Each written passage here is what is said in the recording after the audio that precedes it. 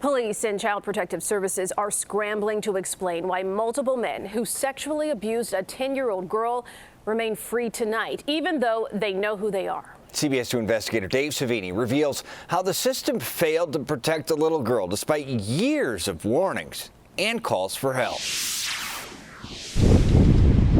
Beyond the fencing, up on the top floor of the Grand Motel, is room 324. We have no idea what type of ugly things he did to her in that room. A 10-year-old girl, not even out of elementary school yet, was taken here by a 47-year-old man from her neighborhood and sexually exploited. Who takes a little girl like that to a motel? A dog, a predator, a very, very sick person. Hello? We went to the motel trying to find answers. I'm from Channel 2. No one would talk about it, but the CBS 2 investigators obtained police records showing motel staff called 911 and told officers the man's name and date he checked in with her. It's been 4 months since it happened and still no arrest. Why wasn't he locked up? That needs to be answered. Why did they not lock that man up? Brenda Myers Powell was appointed to the U.S. Advisory Council on Human Trafficking last year. She represents Illinois. What does it do to you to hear cases like this? It just made me sick. Police reports reveal for nearly half the little girl's life, from age 7 to 10, she was sexually assaulted by at least 5 different men, including men in their 40s and 50s. The Department of Children and Family Services was alerted to these and other abuses dating back to 2016. Numerous reports called into the abuse hotline, including calls from her school. Despite all this, the little girl was never placed in protective custody. Instead, the abuse continued until she was finally found at this motel in October. Is this the kind of human tragedy that you would bring to this committee and say, we need to look at why this happened to this little girl? Yes, it is. And I intend to. DCFS refused to say anything about the pattern of abuse this child endured. But through police reports we obtained through a public records request, we were able to piece together a tale of systemic failure that let her down. How none of her abusers were ever charged, and how Child Protective Services failed to get her the help she needed to escape a world of horrifying child exploitation. In fact, just days before she ended up at this motel, police had another one of her alleged abusers in their grasp. He too is accused of taking her to a motel. He too was also never arrested. All of the men who have allegedly abused her have never even been arrested. Nope. Yet she remained in that environment. Yeah, this whole time. Cook County Public Guardian Charles Goldberg has spent 30 years working to protect abused children. It is his job to challenge DCFS when they fail. I've seen a lot. This has to be one of the very worst cases. It's disgusting. He confirms it wasn't until workers at the Grand Motel called 911 last October that DCFS finally went before a Cook County judge to get approval to move the girl into the custody of a state-funded protective care program. DCFS commonly leaves kids in very dangerous situations where they continue to be abused instead of bringing cases to court and rescuing children. This case illustrates that. And he says because she didn't get help sooner when the abuse first started, things got drastically worse. And so now a judge is really mad at DCFS, A, for not doing anything for 4 years, but B, because DCFS says they have nowhere to place her because her emotional problems are so advanced. DCFS ended up placing her in a psychiatric hospital in December. By mid-January, she was finally cleared to be released to a residential care facility. It's now been more than a month since she should have been transferred. Instead, she still remains locked up inside a psychiatric ward. This girl has been in a locked psychiatric hospital for a month after she's been ready for discharge because DCFS has nowhere to place her, a long-standing problem. What kind of life do children like her live in these psychiatric facilities? It's horrible. You're locked up indoors all day. They get about 1 hour of outdoor recreation every day. They lose schooling. And while she remains locked up, her abusers remain free. And when investigators from DCFS or the police department don't do anything to the offenders, that tells the little girl or person who's being abused that says I'm the garbage that the men who abused me said I was. That says that I don't matter. And the world just showed me I don't matter because I'm locked in a box. Just yesterday, DCFS admitted in court they couldn't even find their own case report showing what, if anything, they did to help this child back when she was first assaulted at the age of 7. We've also learned when police found her at the Grand Motel back in October, they simply took her home instead of a hospital to be examined. Because of our investigation, CPD promises a thorough review into how their own department handled the abuse cases involving this child. Dave Savini, CBS 2 Investigators. We begin tonight with the CBS 2 Investigators exclusive. Chicago police have launched an internal investigation admitting they dropped the ball in the case of a 10-year-old girl, a little girl targeted in a string of sexual assaults that ended at this Southside motel last fall. Officials finally arrested one of the suspects Friday. But as CBS 2 investigator Dave Savini reveals, they could have arrested him months ago and didn't, leaving a child predator to roam free. She should be playing with dolls right now. She should be going to birthday parties right now. Instead, a 10-year-old girl whose face we are not showing and some details we are not sharing for her protection was locked in a psychiatric hospital while her abusers remained free for months. We have to get them off the street. Including this Riverdale man, 37-year-old Samuel Brown. He is accused of meeting the girl online and taking her to a Chicago area garage in May of 2020 and sexually assaulting her. So when you see and you read about something like this happening to a little girl, I'm just as outraged and frustrated as anybody else. Jennifer Coleman is the first assistant state's attorney, the highest ranking state's attorney under Kim Foxx. A total of 5 men are accused of assaulting the girl since she was 7, but none of them were charged with a felony until our CBS 2 investigators exposed a pattern of police failing to put the men behind bars. And the community will have a sense of outrage over that. I understand that. We sat down with Coleman last Thursday and asked why, as of that date, no one had ever been charged with sexual assault. She says because CPD never brought them any evidence. They've never asked for felony charges, no. The CBS 2 investigators obtained police reports involving 5 of the girl's accused abusers, and in at least 3 of the cases, rape kits were performed. So in this case, involving this child, the results of any rape kits performed have not been brought to the state's attorney's office yet. Not for filing felony charges. But then suddenly, the very next day after this interview, Chicago police arrested Samuel Brown on felony charges for sexually assaulting the little girl. A rape kit done on the girl in May matched Brown's DNA. Why was Brown's DNA in the system? He was already a registered child sex offender. You'd think with that key evidence, CPD would have immediately arrested Brown once they had a match. But CPD sat on the results, allowing him to remain free for 4 months. This is not acceptable. This was a 10-year-old baby. Brenda Myers-Powell is a local advocate appointed to the United States Council on Human Trafficking. Make CPD stand up and do the job that we pay them to do. She was stunned to learn police could have arrested Brown months ago and says all of this girl's abusers must be put behind bars. What does it say to the offenders? That you can sexually abuse, that you can traffic, that you can do whatever you want to black and brown little girls, and it's okay. Because that's what they've done. They've made it a joke. We first introduced you to the little girl last month. The 5th grader was taken to the top floor of the Grand Motel, room 324. In that case, a different man was involved, a 47-year-old from Chicago. Concerned motel workers called the police. It happened back in October, but officers failed to arrest the man or even take the girl to the hospital for a rape kit. I really cannot comment on anything that the police may or may not have done with regard to their investigation. It would not be us who would be asking for the rape kit. That has to be done quickly and during the investigation. So the state's attorney's office didn't know about the Grand Motel case? In this case, we were never brought any charges to be considered. The CBS 2 investigators have learned in 2020 alone, police were informed about 4 of her 5 abusers. Brown is accused of assaulting her in May.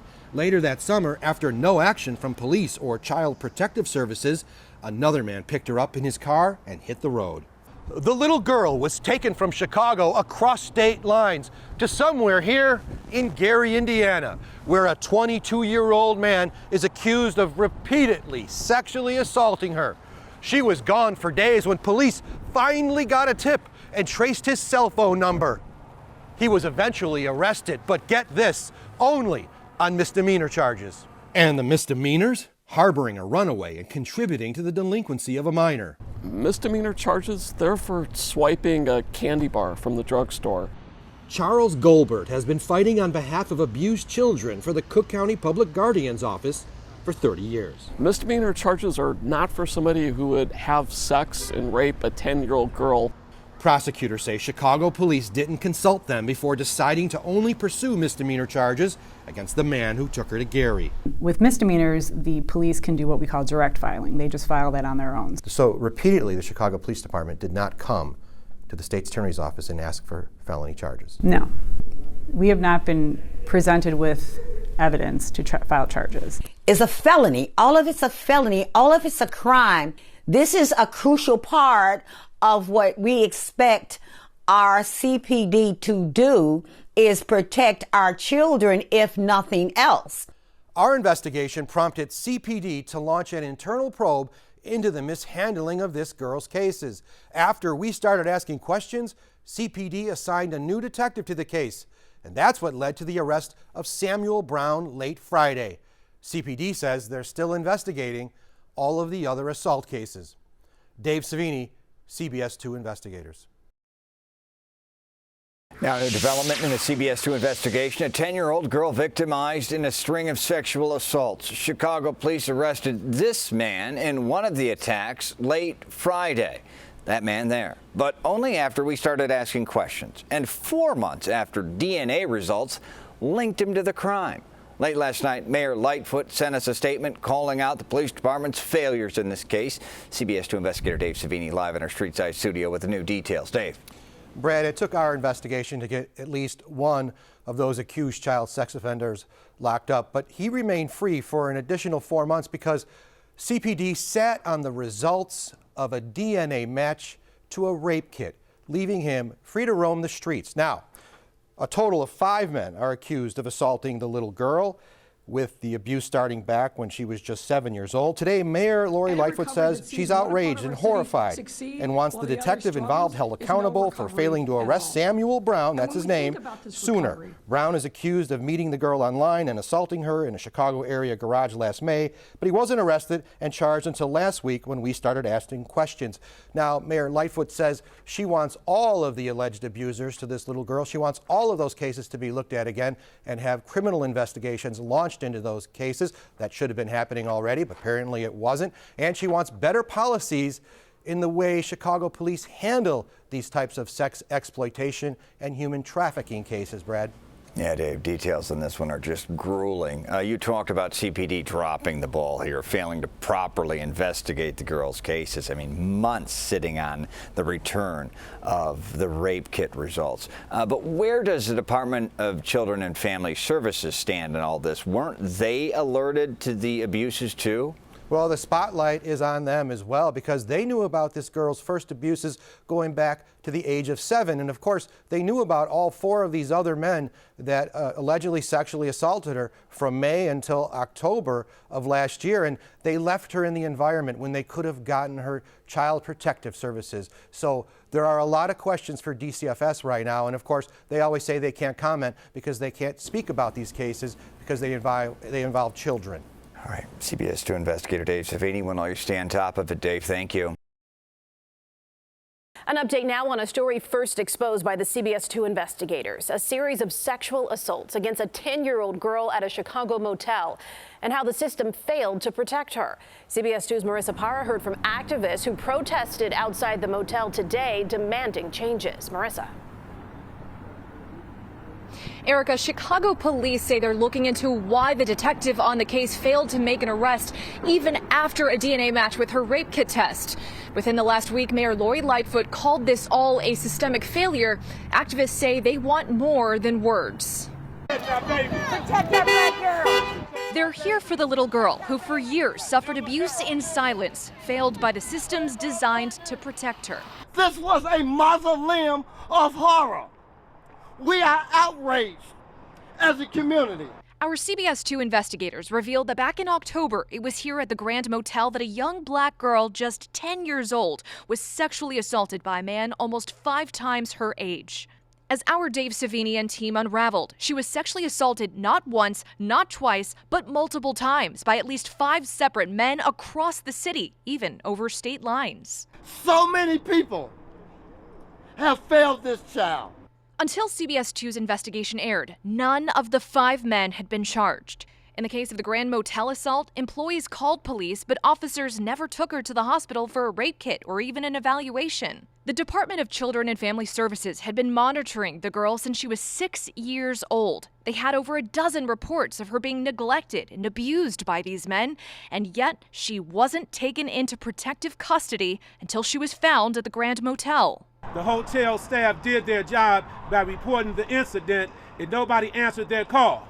And the men in this case, one was finally arrested after CBS 2 investigators uncovered a rape kit that matched his DNA, even though police had the result for months. It was amazing that this was so well buried. And without Dave Savini of CBS News, this would have stayed buried. Chicago police say they've launched an internal investigation. They, along with DCFS, have even met with some of the activists here. We want to see the walk. We don't want to hear the talk. And that's what I want them to do. Do what I pay them for, to get these type of predators off the street. The activists you saw there today say they plan to protest each month until every single one of her abusers is arrested and charged. We're live outside of Chicago Police Headquarters. Marissa Parra, CBS 2 News.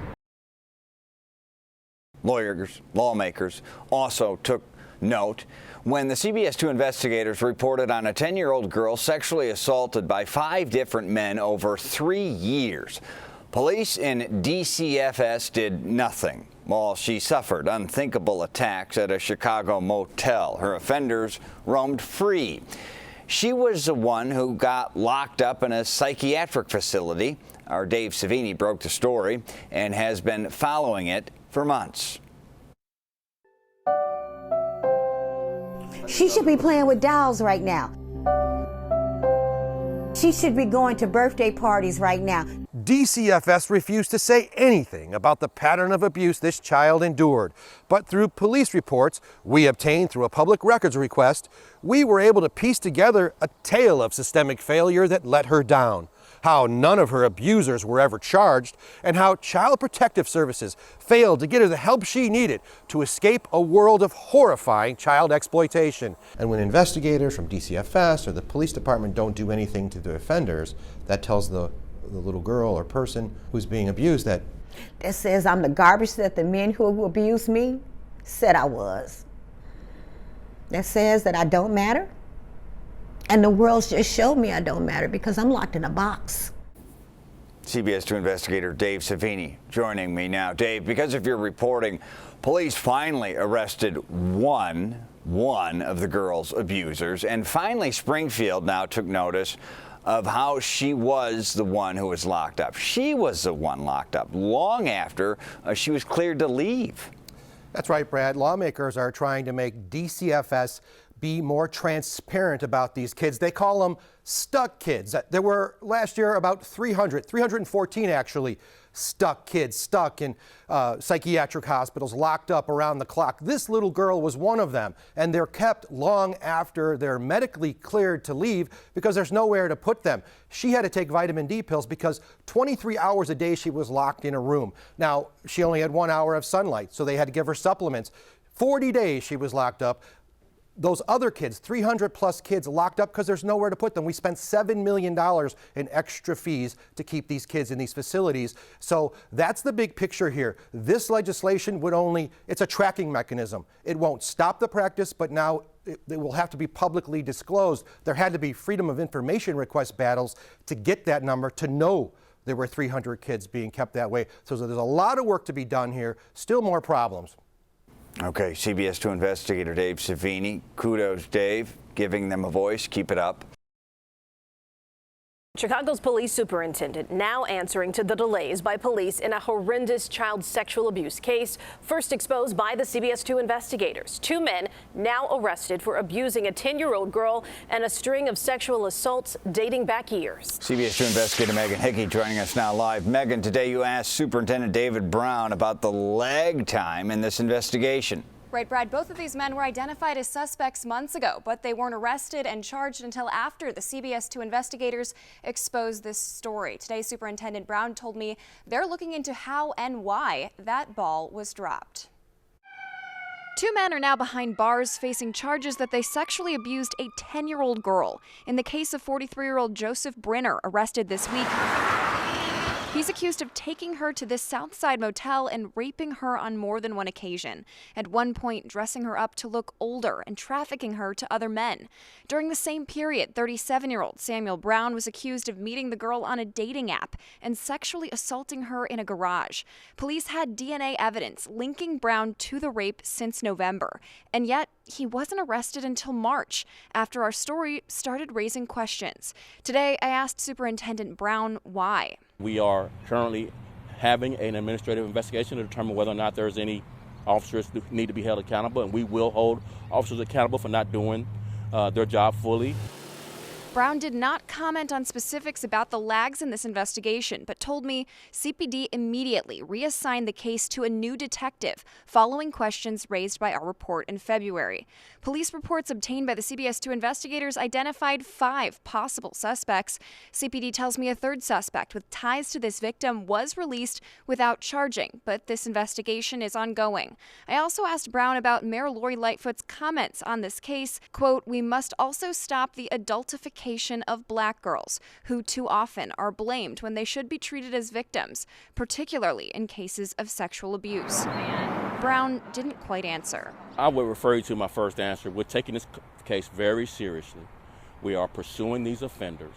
We are holding any and all officers accountable that didn't do their job, and we're going to continue to pursue justice for this 10-year-old. Now, CPD tells me they're continuing to revise their policies, procedures, and training to prevent unnecessary delays in the future. Live in the Streetside studio, Megan Hickey, CBS 2 investigators.